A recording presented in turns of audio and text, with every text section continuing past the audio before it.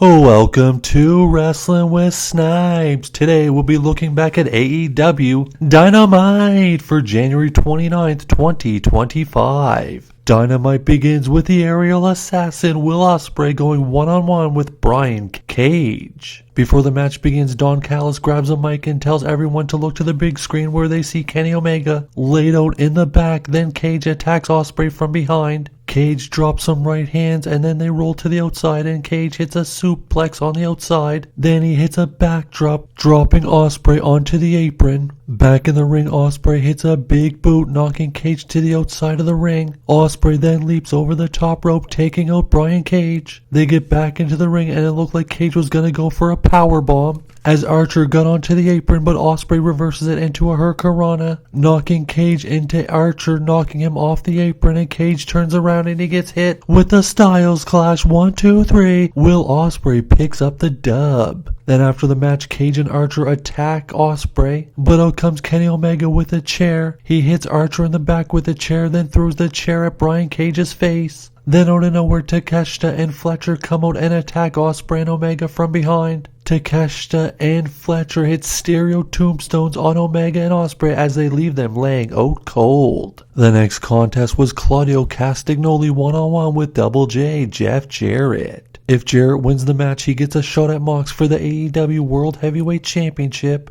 The match starts with a lockup and then Claudio goes for a neutralizer immediately, but Jarrett backdrops him. Then Jarrett applies the figure 4 leg lock, but Claudio escapes and hits a big swing. Claudio then puts Jarrett into the sharpshooter, but Jarrett reverses it into a sharpshooter of his own. Yuta then jumps up on the apron and Jarrett hits him with a left hand. As the referee is distracted by Yuta, Mox jumps in the ring and hits Jarrett with a paradigm shift. Claudio then hits a neutralizer. 1, 2, 3. Claudio picks up the victory for the Death Riders. Then out comes Maxwell Jacob Friedman, MJF.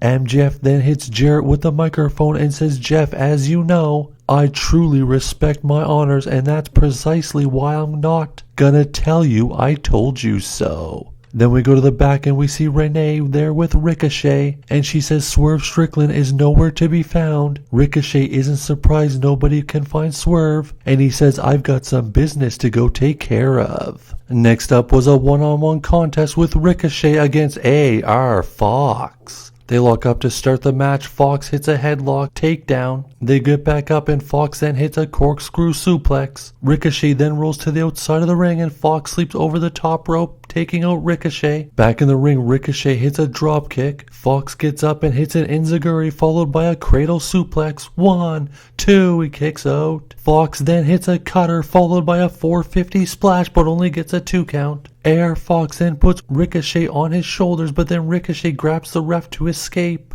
Ricochet gets off his shoulders, then hits a code breaker, followed by a basement clothesline. Then Ricochet hits the vertigo. 1, 2, 3. Ricochet picks up the victory. Ricochet then grabs his golden scissors after the match. Looks like he's gonna try to hit AR Fox, but Swerve trips Ricochet and pulls him out of the ring. He starts laying right hands down onto Ricochet. Swerve throws Ricochet into the steel steps. Then he throws him back into the ring and Swerve then gets onto the top rope. Ricochet then grabs AR Fox, holds him in front of him and holds the scissors to his neck and escapes under the bottom ropes. And the next contest of the evening is Switchblade Jay White one-on-one with Wheeler Yuta. White hits a big back body drop early on in the match. Yuta is hanging on the ropes and is chopped by Jay White, with Yuta falling off the ropes to the outside of the ring. Yuta then attacks Jay White's left leg on the outside and throws it into the steel steps. Then back in the ring, Yuta hits a fisherman suplex for a 2 count. We then come back from commercial break and we see Jay White hitting a top rope superplex. Yuta then knocks down Jay White and he goes for the Basuda knee, but Jay White reverses it into the Blade Runner. 1, 2, 3. Jay White picks up the victory. White then picks up Yuta after the match to give him another switchblade, but out comes Mox, who jumps on the apron to distract Switchblade, and then Claudio enters from behind and clotheslines Jay White out of his socks. They beat down Jay White until Edge and FTR come out to make the save. The Death Riders then leave through the crowd. Dax grabs a microphone and challenges the Death Riders to a Mid-South street fight on Collision this Saturday night. Then we see Renee welcoming the AEW Women's World Champion, the Glamour, Mariah May. May says it's great to be in Huntsville, but looking around this crowd, maybe we should change the first letter of the town to C. Oh my. Renee says, Mariah, you looked visibly shaken last week when Timeless Tony Storm reappeared. Mariah says, oh, so we're doing this right now? She says, Tony Storm is not real. She's a character. She has multiple characters. But I used Tony Storm to get her gold belt, and now it's mine. You can bring any Tony Storm you want, cause the end will always remain the same.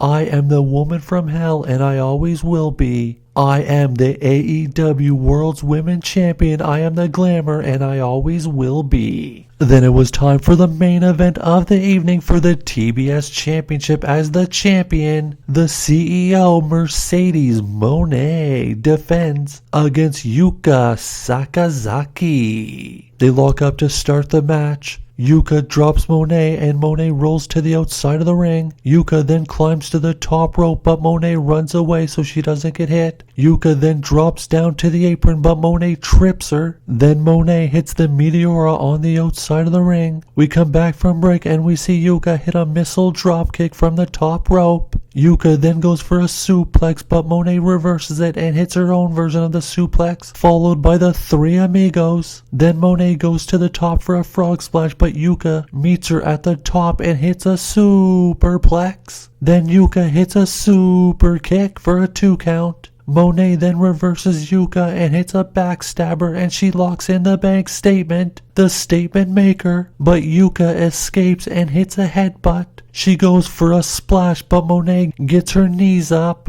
Moné then gets up and hits the Moné Maker, 1, 2, 3, and still AEW TBS champion Mercedes Moné.